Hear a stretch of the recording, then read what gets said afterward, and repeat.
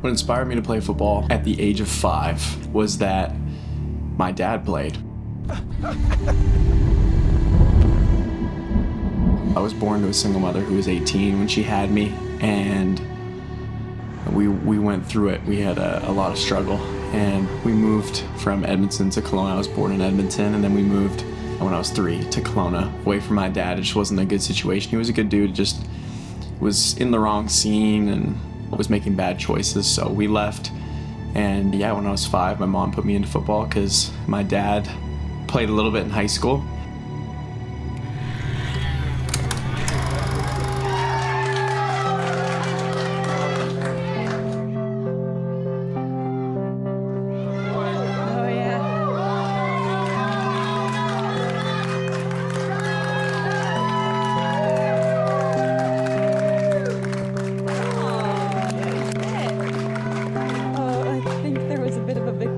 On his part there. Oh, how cute are they? The football scene is what we made it in Kelowna, and it was never incredible. I had to pave my own way going down to camps and all these different things to get the opportunities that I had. And I was just very, very fortunate.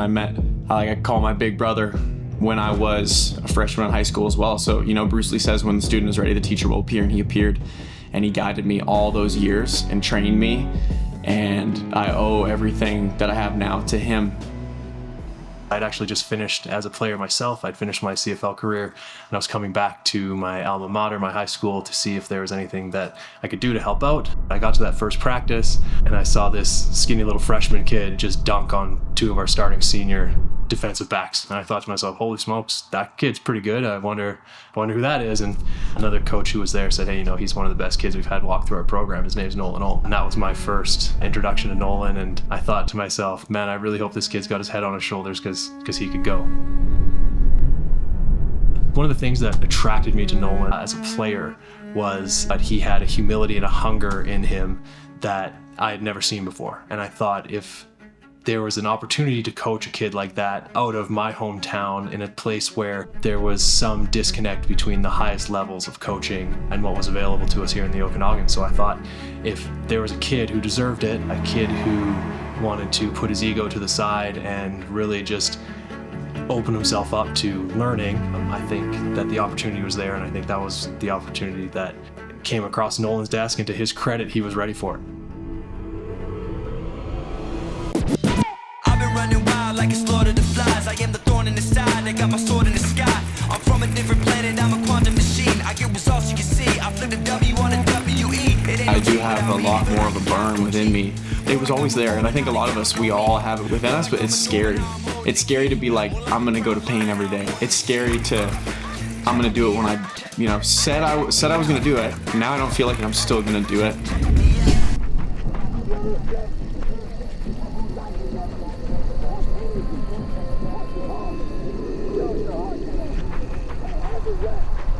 Now I don't look back at it as sacrifices at all, because if I didn't do those things, then I become the sacrifice, because I don't ever achieve the goals that I truly always wanted.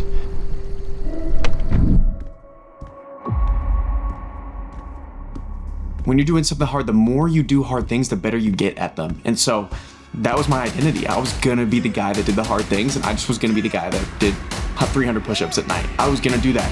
And guess what? Over time, I became a beast, an animal, and nobody could mess with me because I just knew you didn't do that. I will do whatever it takes to achieve my goal. Greatness needs to be intense, needs to be passionate. Like, you don't just get there by being lukewarm. Never forget who I am. I got my plans all in my hand. I got my goals right in my reach. Life the bones when a boy lands. I'm knowing they cannot stand it. I'm a bandit and a beast from another planet. The people that hate on me never achieve more than me. They're in the exact same place that they were before. And I have no ill feelings towards them at all. I'm actually so grateful. Like 50 Cent says it, right? Like, I need you to hate me. And they gave me fuel. they gave me fuel, and that was something that I could turn to. So I'm really grateful for them. To me, if nobody's hating, you're not doing something that's worthwhile. That's really the way that I thought about it. Like, that's legendary. That's legendary that people are like, you're living in their head rent free. What's up, Roy? Come on in. But yeah, that right heel, it's like my Achilles, and actually in spring ball too. A D lineman like fell into my foot and just twisted a little bit. So Yeah. that's when hurt a little bit back there. But the toe thing, remember the reactivation of the toe? Yeah. No problems with this, like completely gone. So that's been great. You know what I should look at? Why don't we just be safe? Let's look at your Achilles first. Yeah. Let's, you know, and I'm thinking those are big injuries if they don't treated well. And then tell me about this. The guy almost landed on it. Like, Yeah, like I was running, Yeah. caught a tunnel screen this way, and then the guy came in, fell down, he like took me out, and my foot was planted, Yeah. and then it just like aggravated a little bit, but it was fine. It just like a lot of dorsiflexion was lost, so like even now it's like this one can go a little bit further, and it just like hurts so bad in the back. Yeah, it looks like you got a chronic bursitis that's hanging in there, which I would take in some ways more than a tendonitis anyway. Right. It's a nagging pain in the ass thing, but they don't rupture. D1 was so clear to me, boom. And I got obsessed, like that was going to happen. But honestly, it was lower hanging fruit because there's so many D1 schools and there's so many ways to do it. And I just knew. I saw the numbers, I knew I could go do this, and I did it, right? Though not like my dream school, I didn't go to Stanford, right? Went to Eastern Washington, it's the perfect place for me, and I have a shot to go to the NFL now. Talk with our pads, we're gonna talk with our effort, we're gonna talk with our play. Go inside your heart and be who you are. Look to the left and right of you, man.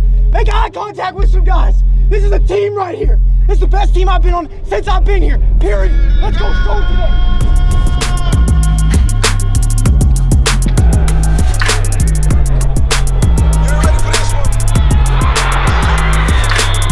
Pussy nigga, you ain't hanging with the goat yet. Reaching for the dapper, leave him hanging like a coat check. Whoa, I be really moving, nigga, no rest. Wrist on both legs, big dog, both legs. Whoa, I ain't answering the call, so you fed up.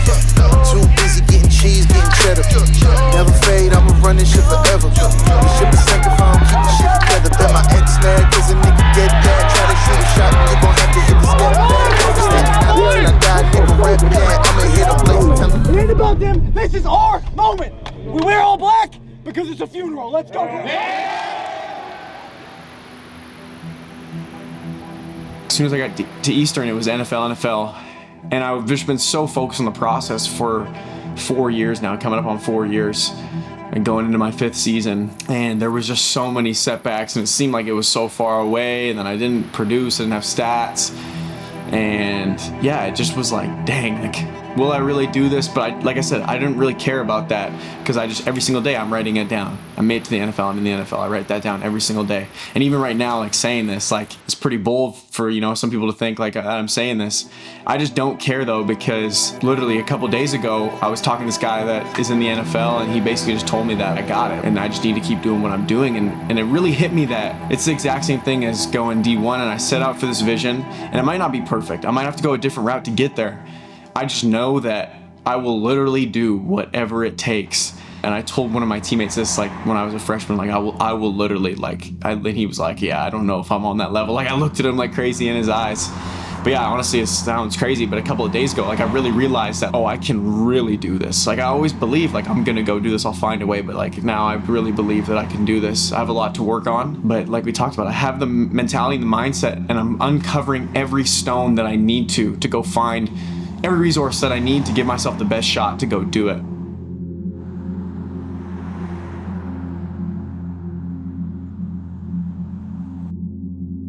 I'm super proud of him. I set him on the path, but that's it. I showed him, hey, this is the way. If you want to go down this road, this is the way to do it. He has far exceeded my expertise and knowledge and, advice I can give him now, sort of as he's hopefully making his next steps going pro. Like there's things about that world that I can help him with still, but when it comes down to knowledge of the game and technique and skill, he's far surpassed me at that. for anyone listening to this. I'm sure there's some kids that want to do what I'm going to do. No one wants to hear Nolan Ulm, second one. They want to hear your story. The most intelligent thing to do is to attach a meaning that empowers you forward. Because when we really control the meaning that we give things in our life, we're free. I was a rambler. The reason I do this is because all that we're left with at the end of our life is who we become and the people that we've impacted. You know, the trophies, all these awards, it's stupid. Nobody's gonna, we're all gonna die, we're gonna be forgotten, period. I mean, you don't remember anyone from 1,000 years ago. No one talks, I mean, you can bring up a couple people, but you don't think about them on a daily basis, it doesn't matter. But guess what? You can change a family tree by who you become and having those tools to go impact someone. And so that's why I do this. That's what I've learned about myself, is that that's all that really matters to me, and that I want to use this game as a vehicle to grow myself and to change the world. Football can change the world. I really believe that. On the wrong side of the road.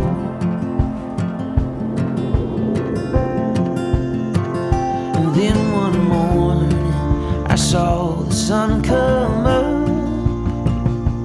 Looked like it was painted on the beach.